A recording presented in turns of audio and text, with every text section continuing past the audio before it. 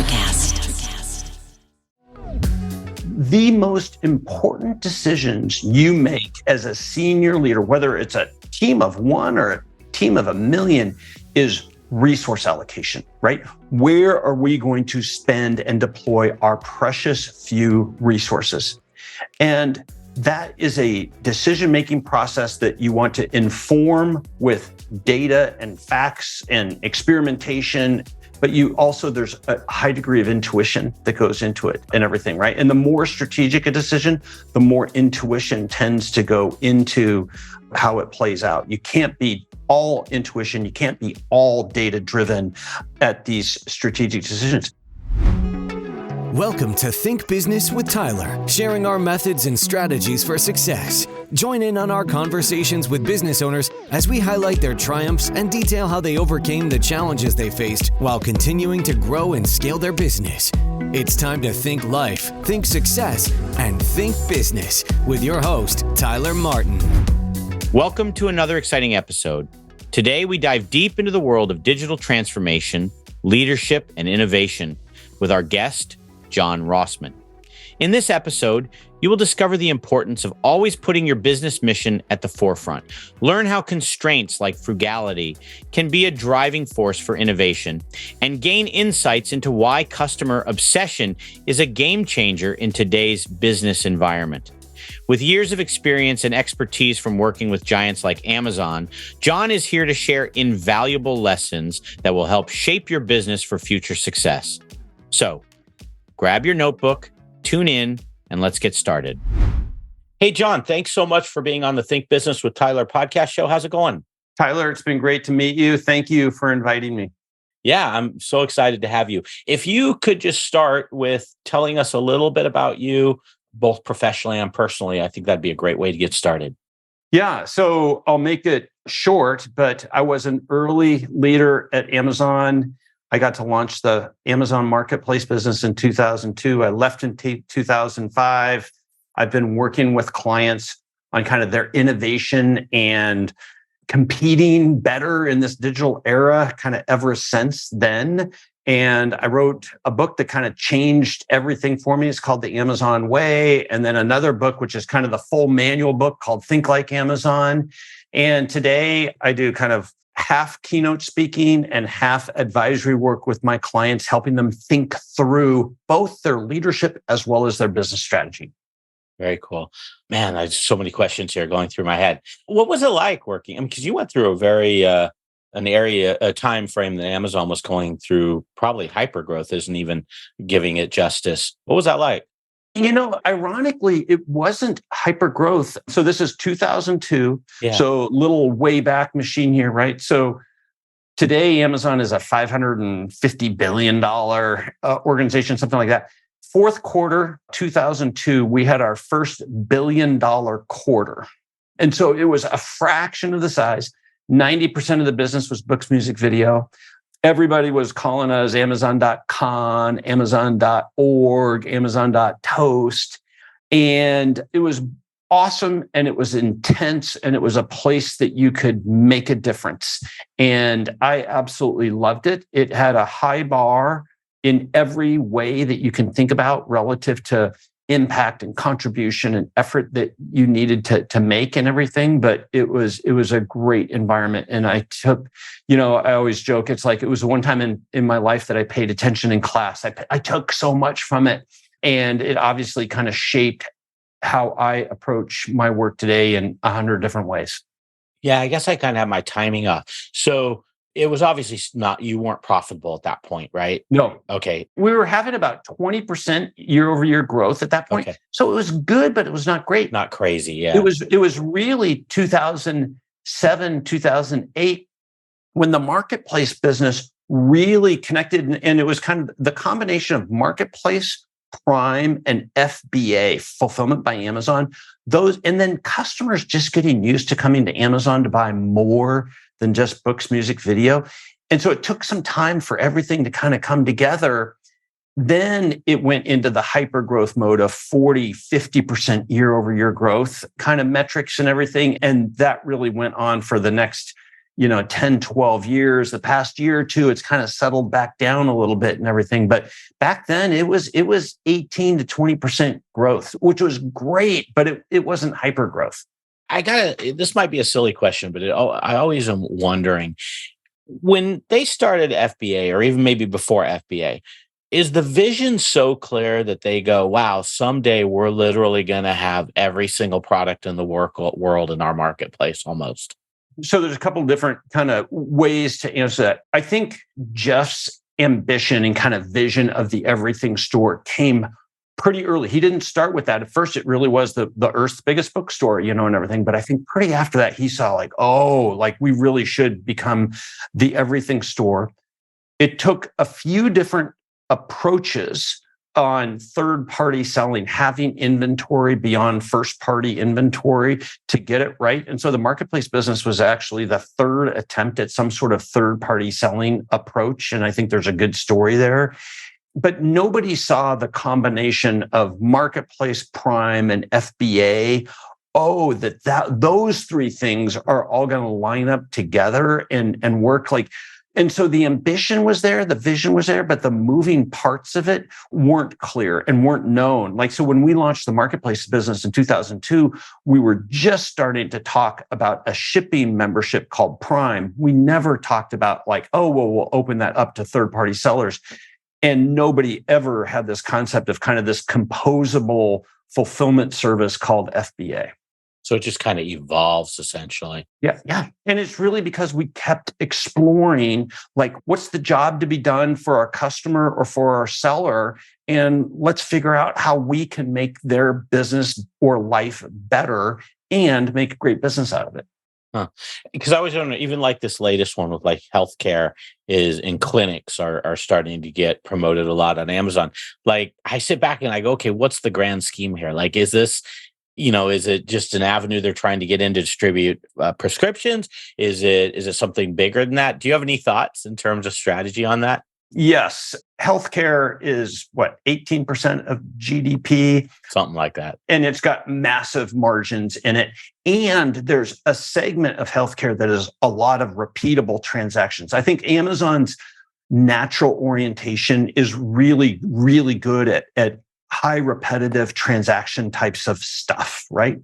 And so I think it's just how to be relevant in your customer's life and capture more share of wallet on these highly repeatable types of transactions. And then they're going to find ways to serve both the supply chain of healthcare, the retailers of healthcare, the providers of healthcare, the insurance of healthcare. It's such a complex, multi-sided industry that it's a great place for a company that has lots of tools and is comfortable with kind of the experimentation notion to get involved in. And it's a big market. And for a company the size of Amazon, the only thing that's going to move needles is going to really big markets. And so it's a really important segment for them over a long period of time. That's fascinating. I'm curious, did you ever have any conversations with Jeff that kind of imprinted something on you, whether it be career or anecdotal? Yeah, some of these kind of set my therapy back a little bit, though. And I tell some of these stories in particular in the Amazon way and everything. But one of them was kind of a lecture to myself and a colleague of mine in front of the S team. And he didn't do that to embarrass you. It was hey, to make sure everybody got this point and everything, which was about how Neil and I had allowed something simple to become the hard thing in the business. And a good leader only lets really hard things become the hard things in the business. And he went on and gave this long example, and everything. And the end point was don't let internal things, the world's hard enough as it is, right? And there's enough uncontrollable factors. Don't let internal things become the hard things in your business. And to that point, Neil and I had let a hard thing, and it was only because we weren't willing to go have bold, assertive, hard conversations with our colleagues. And basically what Jeff was telling me was, hey, your title might be Director of Merchant Integration, but you drive the marketplace. And don't confuse organizational structures with that accountability. And I was got it. Hey, I actually appreciated the fact that it was in front of all my peers, because then they all knew when John comes knocking, like the CEO has told him to get this done, even if it doesn't report to him, right?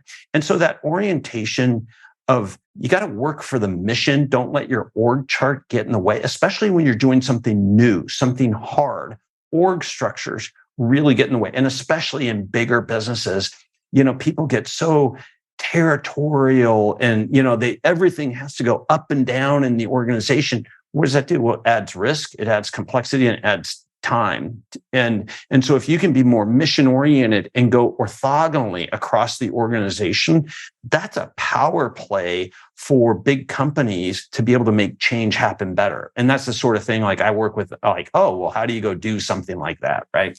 That's fascinating me. So being frugal is one of the things oftentimes, my Amazon's kind of been people have been critical about. So it's actually a leadership principle.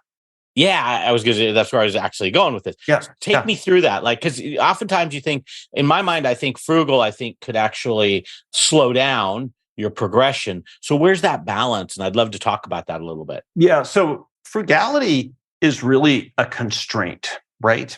And so it's much more oriented, especially today, in design processes, design approaches, solve problems by having cost be a constraint. And, working from a target cost model back is a really stealth move of how to innovate. If you look at all of Elon Musk's companies, X aside, right, but Tesla, the Boring Company, or SpaceX, all of them, their core innovation is they dramatically changed the cost structure of their fundamental industry. And then he's used that target cost model and worked back to well, how does the design, the production, the first principles of our product have to fit to that target cost structure? And so I do that move a lot with my clients is like, hey, how would we change, take 25% out of your COGS? I'm not suggesting it's possible. What I'm saying is, hey, let's go through the thought exercise of how we would do a radical exercise like that. And guess what? All of a sudden, like they haven't rethought from like a zero-based design approach, how they fundamentally add value and how you can compete on a cost basis.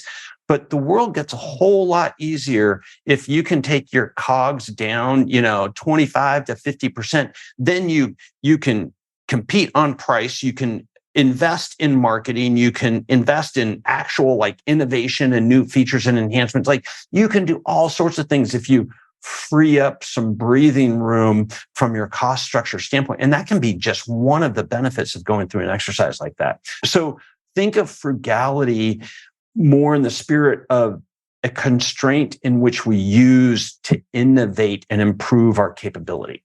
Okay. Now, is this a made up story or is this true? I heard or I read or heard, I don't know where, that in the early days, Jeff actually took a door and used it as his desk. Is that true? Like he put it... Absolutely true. And actually, for a long period of time, I got to do this. You put your own door desk together. Wow. But one of the funny stories I can share is that, these principles and the mechanisms, like the principle is frugality. A mechanism, the way you express it is little things like having a door desk. Those things have to be used with wisdom, not a strict rule. So I remember this funny story, like Jeff was talking about this very nature, like, hey, we have these principles and these rules in place, but you have to be smart about it. And he told this example where a new hire in London had a door desk shipped from Seattle. Whoops. And he wrapped the story with, that person is no longer with us, and everything, right? And so all of these things, you always have, like, there's some underlying first principles to the principles. And one of them is, use with wisdom, use with good intent, because with anything, you can be stupid about it, right? Yeah, a lot of stuff. Hey, so since we're talking about your book, From the Amazon Way, Amazon's 14 Leadership Principles, there were a few of those principles I took out I'd love to just kind of riff about. Another one was customer obsession, which to me is an obvious one, but I think it applies to anybody running a business. Can we talk about that a little bit? Like, what are your thoughts on it? Yeah. So here's the funny thing about that leadership principle. Two things is sometimes people think, well, all you need is customer obsession. And like, no. It's the first leadership principle. And you might refer to it as the first of several, but it's just the first of several, and everything, right? You can't live with just customer obsession, or there would have been just one leadership principle at Amazon, right? The second is that I think there's fundamentally two types of customer obsession. One is tactical customer obsession, and the other is strategic customer obsession. Tactical customer obsession is like, hey, we got to get today's order, today's customers, today's thing right and perfect. Well, that's really like operational excellence, showing a sense of urgency to doing the right thing for today's product, today's service, for today's customer. Strategic customer obsession is completely different. Strategic customer obsession is giving yourself the luxury to be curious about your customer, bigger and broader than just how you're working with them today. And this allows you to understand their life, their job, what happens on a good day, what happens on a bad way. What can you learn about your customer to both improve your product and service, today's product and service, but secondly, to spot opportunities for expansion, for growth. And it's that strategic customer obsession that really took Amazon from being a books, music, video retailer to this conglomerate business today, was because they're always curious about what's going on with the customer, bigger and broader. And so I don't think too many people, they always think about it as customer obsession is about hustle. It is about hustle, but it's also about curiosity. So when we talk about, like, let's say their tablet, or maybe even they did a phone for a while, and then all of a sudden they say, hey, we're not going in that direction. What's it like for the employees that actually came up with that idea, went in that direction? Is it like, hey, you really screwed up, or is that encouraged, that type of behavior? It depends. And think of all of these things as an experiment. An experiment can fail for two reasons. A, it's an experiment. It worked or it didn't work. We can execute super well, but we let the experiment do what it was supposed to do. Learn from it, right? Did it work? Did it not work? Do we adjust? Do we move? Do we pivot? Do we fall back? Do we scale, right? Like, those are all the decisions you make out of an experiment. The second way an experiment can fail is we didn't execute well. And so when I work with my clients, one of the things I try to not do is that term failure is an overloaded term. It means too many things to too many different people. So I deliberately use we use experimentation versus execution, because experimentation is what we're trying to optimize for. Execution, no matter what, you should have a high bar, a high level of expectations on how we execute. And this is why so many innovation programs at bigger companies don't work, is because they allow themselves to be sloppy in their agile methodology, which has basically become the methodology of no accountability at a lot of companies, not every company, but at a lot of companies. And they don't have a high bar relative to execution. Oh, we're just failing fast. We're exploring. We're being agile. That's just BS in most companies. And it's what gives innovation programs such a bad rapport with the rest of the business. If you're a business owner feeling stuck in your business, overwhelmed, responsible for everything that happens, and working long hours, Tyler helps his clients develop processes, hire high-performing team members, and better understand their financial metrics and numbers to allow for a more predictable, less hands-on business. To schedule a free, no-pressure consultation, head to thinktyler.com and click the meeting button. Tyler would love to see if he can help you work on your business, not in your business. Schedule a consultation today at thinktyler.com. Think life, think success, think business. And they don't have a high bar relative to execution. Oh, we're just failing fast. We're exploring. We're being agile. That's just BS in most companies. And it's what gives innovation programs such a bad rapport with the rest of the business. Yeah. So I've got a couple more on these leadership principles I wanted to get your thoughts on. Ownership. So, that seems like an obvious one, but it's a lot of times in small businesses, when you have small leadership teams, sometimes there's a lack of ownership. Give us some thoughts around that. Well, first, one of the things that's powerful about these principles is the kind of the paragraph behind the quick sentence. And so I'm just going to read this one if that's... Sure, please. Yeah, please. So it says, leaders or owners, they think long-term and don't sacrifice long-term value for short-term results. They act on behalf of the entire company beyond just their own team. They never say that's not my job, right? So there's a few really important concepts in there, which is first, we should always be trying to optimize for enterprise results versus some subsegment of either the P&L or the organization or whatever.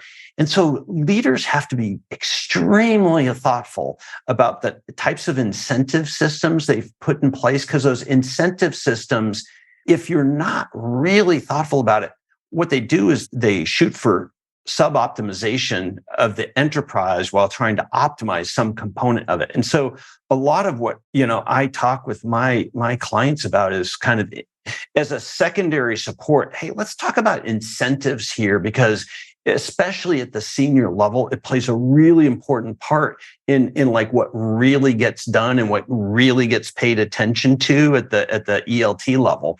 So, that's what ownership is about. It again, it's not just about like being accountable for getting something done. There's a much broader interpretation of long-term orientation, and we are not here to optimize our job, our team. We're here to optimize for long-term shareholder value. Yeah. So one more I want to touch on, earn trust. I wanted to talk about that a little bit.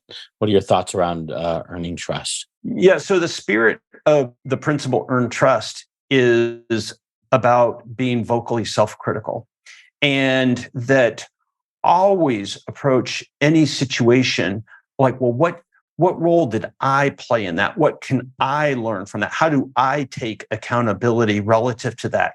And when you do that, one of the things is you become more anti-fragile, right? So you build systems, processes, mindsets, approaches that assume that other things are going to fail. How do I create something that is anti-fragile so that my part of, hey, at some point you're gonna disappoint me, you're gonna fail me, and I'm not going to let that impact my business as much as it might otherwise. So that's one notion of earns trust. And the other is that, especially within your peers and your colleagues, if you always are vocally self-critical first, guess what that gives you the permission to do? It gives you the permission to hold others accountable, right? And so the number of meetings that I remember at Amazon where leaders would start with, like, we'd be reviewing a metric or something like that. And it's like, and they would start the meeting with like, well, we really sucked this week. Like, we really let this metric down. Here's what happened. Here's the root cause of this issue. And here's what we're doing about it, and everything, right? And then they'd go, and guess what? Joe, like, hey, your upstream service, you kind of played a role in this, you played a role in this downstream, But just by being vocally self-critical first, and always asking, well, what did I do? And what's the root cause, that, kind of the 5 whys exercise, that helps build more durable root cause oriented problem solving and solutions. Interesting. Is there a fear in that, being open and kind of owning errors that you've made? So obviously the bigger the organization, the more, I imagine, the more political it is. How do you do that without coming off like the guy that's doing things wrong, or the lady that's doing things wrong? Well, there's a lot to cover in that in that question. And so it takes trust. Yeah. Your whole story can't be one of like, shoot, we got this wrong again, and everything, right? There's a leadership principle that is about, it's titled "Are Right a Lot." And it's about, hey, in general, leaders have to be right a lot, and everything. And so again, you can't take these leadership principles in isolation and just focus on one. Every situation is typically a combination of 2 or 3 that you use as a tool to help either orient to a better approach, or as a kind of a leadership or learning moment and stuff. And they oftentimes, it feels like they're battling against each other, but that forces you to a better place, right? Oh yeah, we have to do both of these things. That's not easy. Okay, I need to innovate. I need to get better in order to accomplish both of these. So I'm glad you brought up "You're Right a Lot," one of the principles, because I actually enjoyed that one. And it's not that you know it all, not in that sense. It's more of, you have a good intuition on making decisions.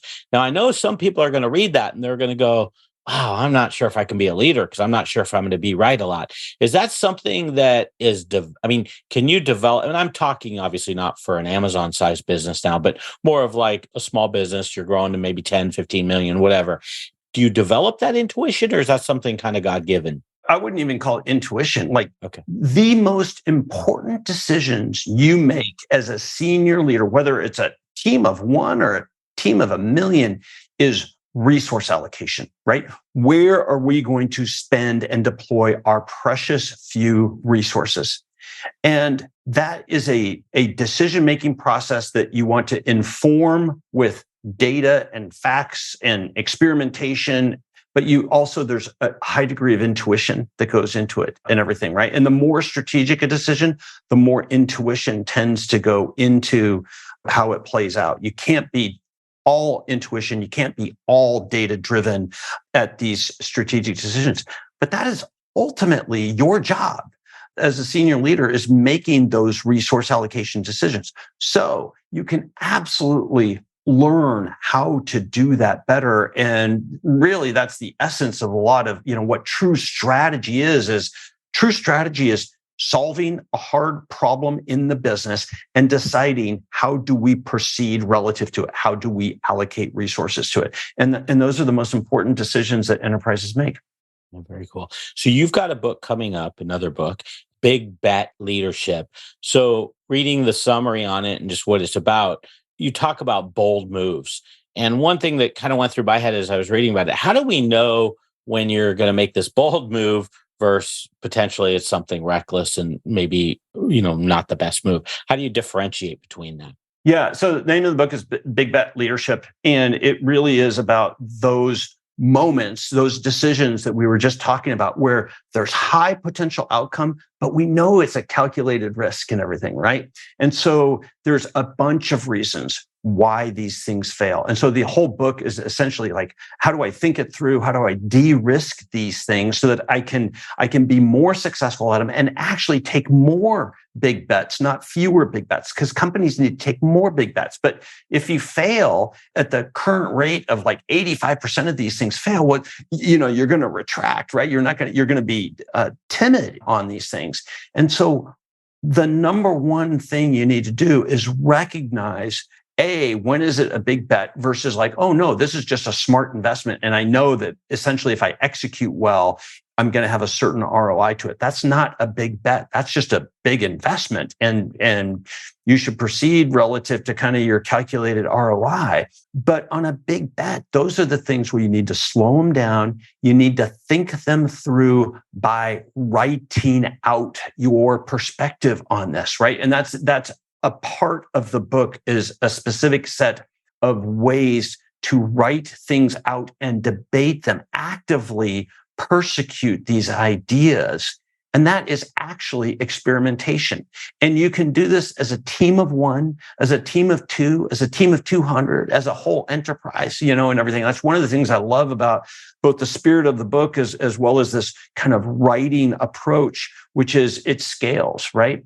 I do this in my own business. My business is me, right? And I write about like, imagine a day when, and then work backwards from that. And it's like, okay, like what are the highest risk elements of that future vision that I envision? And how do I accelerate testing those things early so that I don't defer the big risks? And that's one of the mistakes companies make on these big bets is they don't think them through well enough, critically think them through and debate harsh scenarios relative to them.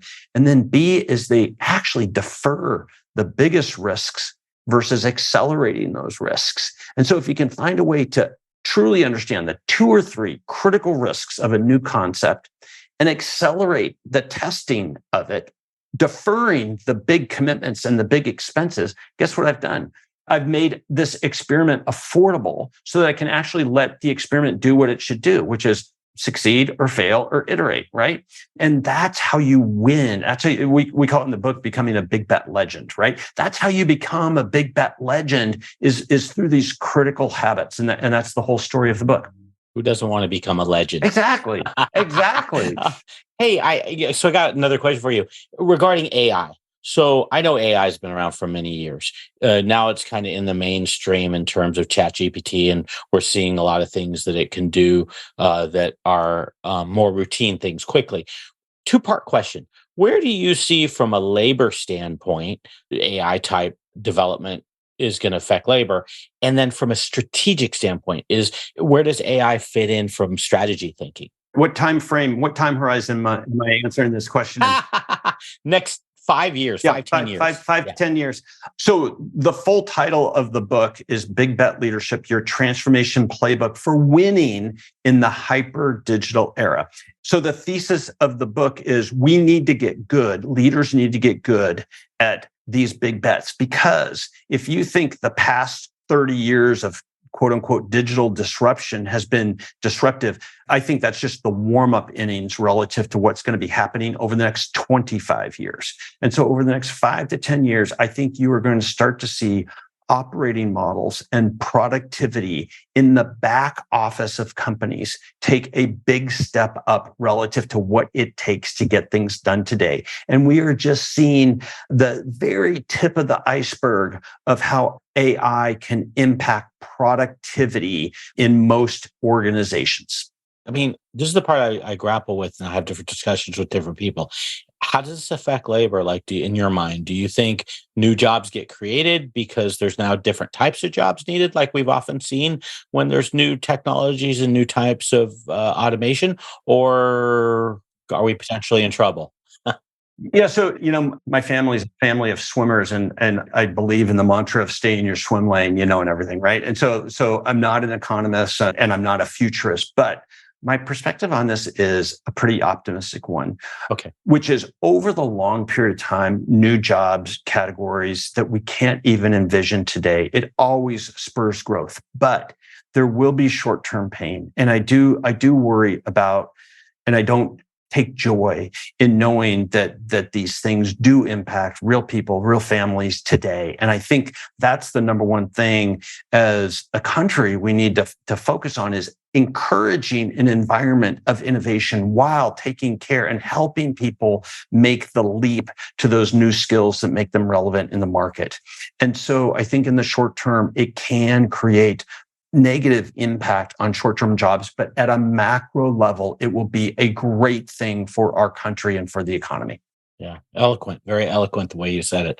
I appreciate that. So I always love to end with this last question. Do you have a business or a life tip, something in your journey that you've experienced that you could share with us? Maybe we can apply. Yeah, absolutely. Before I go there, though, I want to make an offer to your audience, which is... Well, I promise you I'll cover that last. I promise. Cool, perfect. Yeah. So the tip that I would give to anyone is, I was an engineer. I was a partner at an accounting firm before I was at Amazon. I thought I knew how to use metrics and data to evaluate a business. I learned a whole new level of how to use metrics in a business to gain insights, drive improvement, make a better business. And it's always a move of no regret whenever I'm visiting with somebody to talk to them about both their short-term metrics. How do I know how things ran today, as well as their long-term metrics? How do I think about things over a year period? And too many people focus on solely the financial metrics and a few market metrics in their business. And I learned a whole new playbook of metrics at Amazon. And so the move I would suggest for anybody is triple down on the metrics you put in your business. And I always say, metrics are not a noun. Metrics are a verb. We have metrics to drive insights and action in our business. So use those metrics as a signal to what's not good enough today and what are your customers asking for. Great stuff. I love that. Hey, so your websites, and I'll put this in the show notes at thinktyler.com, rossmanpartners.com. And then if people want to email to you, info@rossmanpartners.com. Now, you had just mentioned bigbetleadership.com. That's your website for your new book. Now, can you share a little bit about this offer that you're making to the audience? Yeah, absolutely. So Big Bet Leadership releases February 27th of 2024. So my offer is go to bigbetleadership.com, put in your information. I'll do a drawing of 10 or 15 from this specific podcast. So you need to tell me what podcast this came from. Available to US residents only. And the thing I ask is that you write a customer review for the book. So you'll get the Kindle version when it releases February 27th. I ask that you write a customer review, but it'll be a real nice produced a Kindle version of the book, and I hope people put it to work and really use it to change how they make these big bets. Yeah, I'm excited about the book. So that's exciting. Great offer. Thank you for offering that to the audience. Hey, John, you're awesome. You're fun to talk with. A lot of wisdom in a short amount of time. Can't thank you enough for being on the show. Come back when your book goes live, so you're welcome to if you want to. Right on. Tyler, thank you for, the conversation, making your audience available.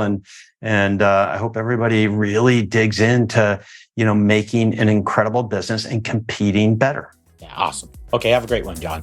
Thanks. That's all for this episode of Think Business with Tyler. But we have plenty more resources to help you in your pursuit of business excellence on our website at thinktyler.com. If you'd like to be featured in a future episode of the show, feel free to reach out to us on social media at think_Tyler. We look forward to helping you think life, think success, and think business.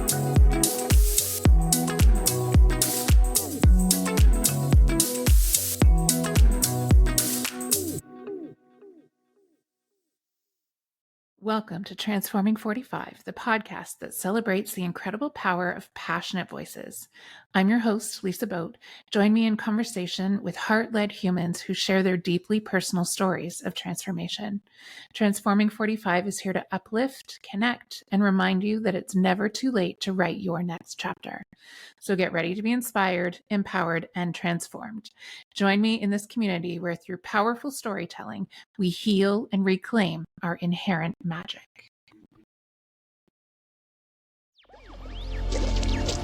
Electricast. Hi, I'm Mark. And I'm Peter. We're the founders of Electricast Media, bringing you great podcasts like Nightmare Road Stories, Tech Talk Revolution, and Bodacious Minds. Electricast networks include Ruby for female empowerment, the Best Business Network, and GPN for geopolitics. We built this company to create community and amplify diverse voices, and we really appreciate your support. So keep listening to Electricast podcasts and hear the culture. Electricast. Electricast.